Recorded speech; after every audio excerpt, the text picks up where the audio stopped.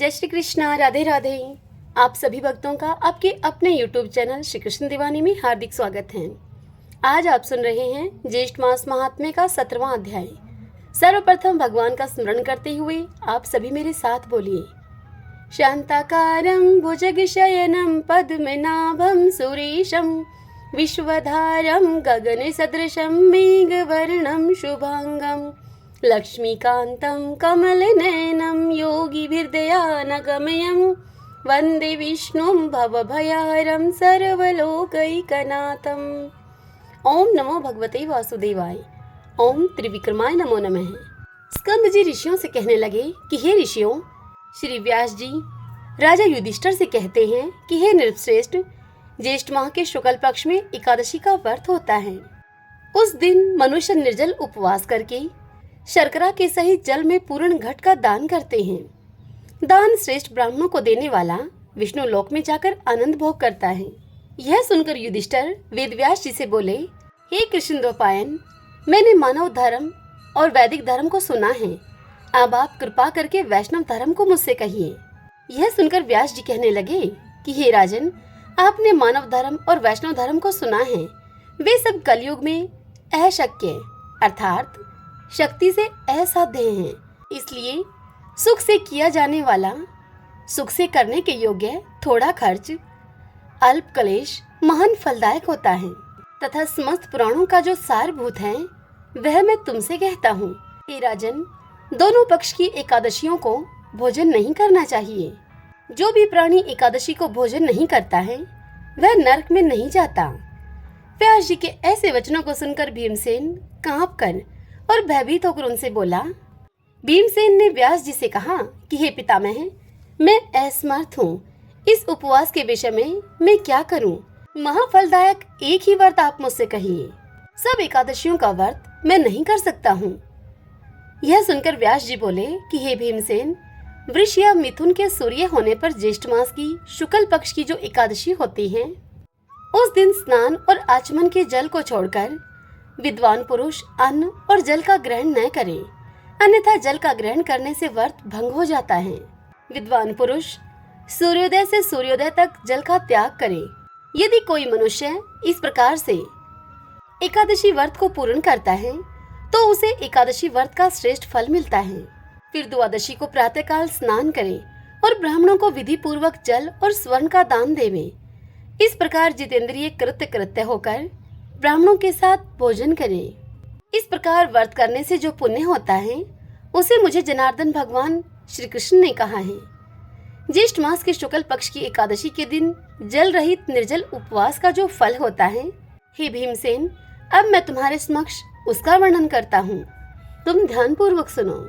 समस्त दान देने से जो पुण्य, सब तीर्थों में स्नान करने से जो पुण्य, समस्त हवन आदि करने से जो पुण्य फल होता है, वह पुण्य ज्येष्ठ शुक्ल पक्ष के एकादशी के दिन उपवास करने मात्र से ही प्राप्त हो जाता है। हे वर्कोदर, एक वर्ष के अंदर शुक्ल तथा कृष्ण पक्ष की जितने भी एकादशी होती हैं, वे सब उपवास करने के योग्य हैं, इसमें कोई संदेह नहीं है। वे सभी एकादशी धन धान्य, पुण्य, पुत्र और आरोग्य को देने वाली हैं। हे नरव्याघ्र, उन दिनों में उपवास करने से उक्त फल देती हैं। यह मैं तुमसे सत्य सत्य कहता हूँ। एकादशी के दिन उपवास व्रत करने से उस प्राणी के सामने यमराज के दूत नहीं आते हैं, जो कि बड़े ही भयानक, विशालकाय, कृष्ण वर्ण, दंडपाश से युक्त और अति ही क्रूर कहे जाते हैं। हे भीमसेन, एकादशी व्रत करने वाले जो वैष्णव हैं, उनको अंत समय में बैकुंठ को लेकर जाने के लिए पीताम्बरधारी, सौम्य स्वभाव, चक्रधारी और मन के समान वेगशाली विष्णु दूत वहां पर आते हैं और उनको बैकुंठ में लेकर जाते हैं। इसीलिए सब उपायों से एकादशी का जल रहित व्रत करने तथा जल और धेनु का दान देने से प्राणी सभी पापों से मुक्त हो जाता है।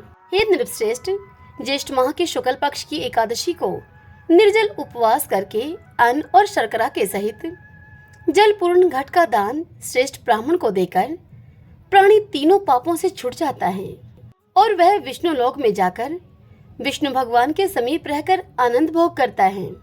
इति श्री ज्येष्ठ मास महात्म्य एकादशी व्रत वर्णन 17 अध्याय संपूर्ण। हरि ओम तत्सत। ओम नमो भगवते वासुदेवाय।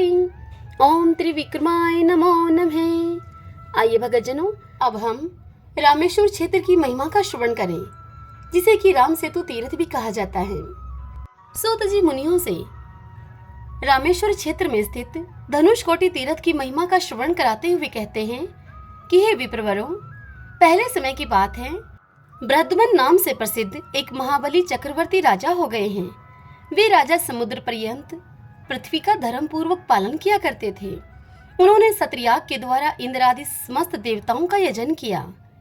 परम विद्वान धर्मात्मा रभ्य जी उनके पुरोहित थे। उन रभ्य के 2 पुत्र हुए, अर्वावसु और परावसु।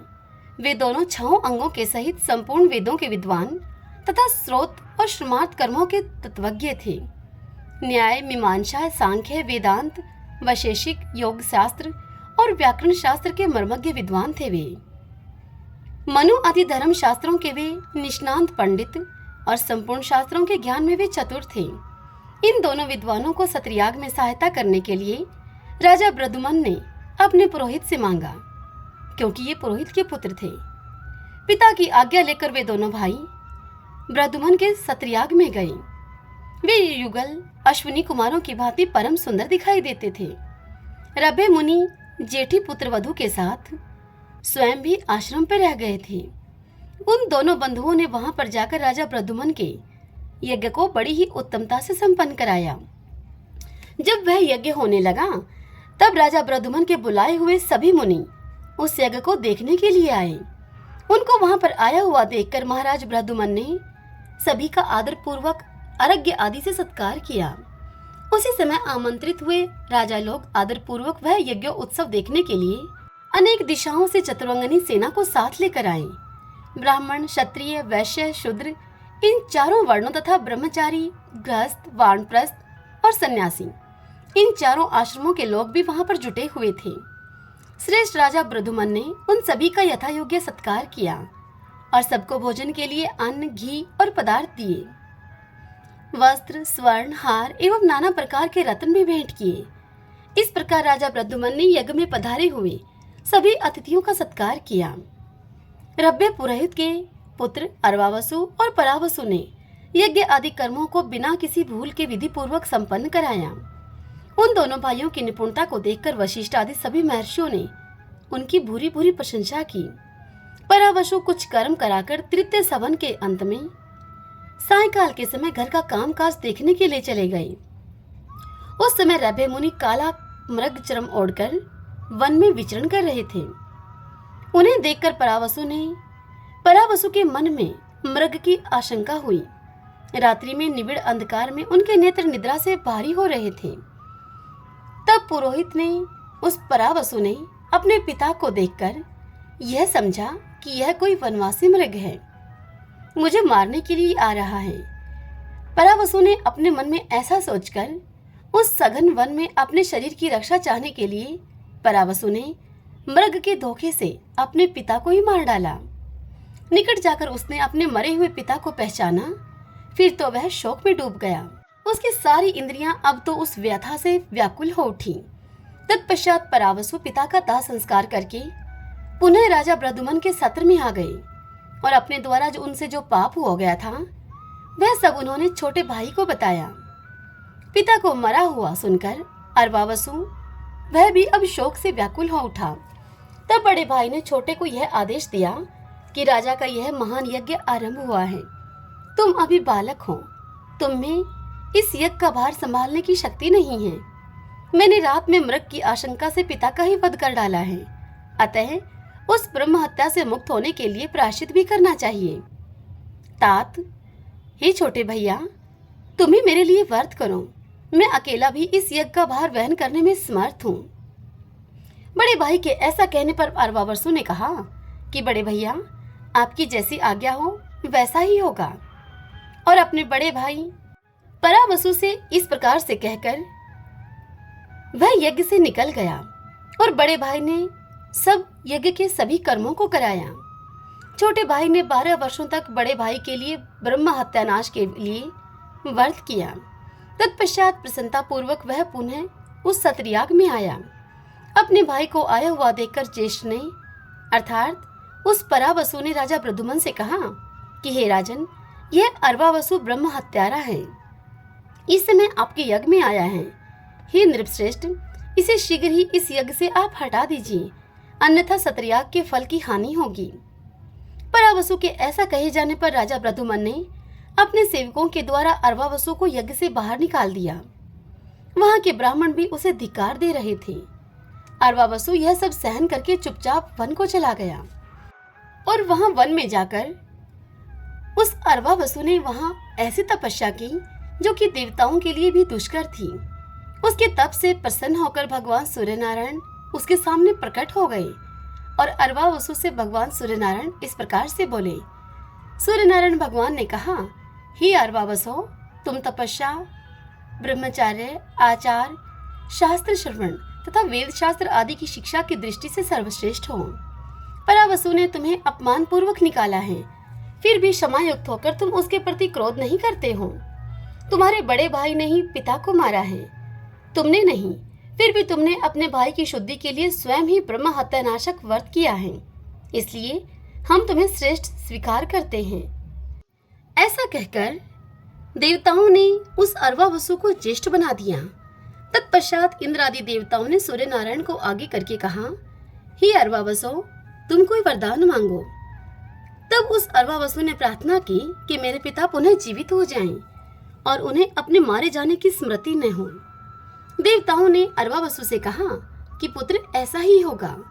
इसके सिवा हम तुम्हें दूसरा वरदान भी देना चाहते हैं, वह भी तुम मांगो। यह सुनकर अरवावसु बोला, मेरे भाई की दुष्टता दूर हो।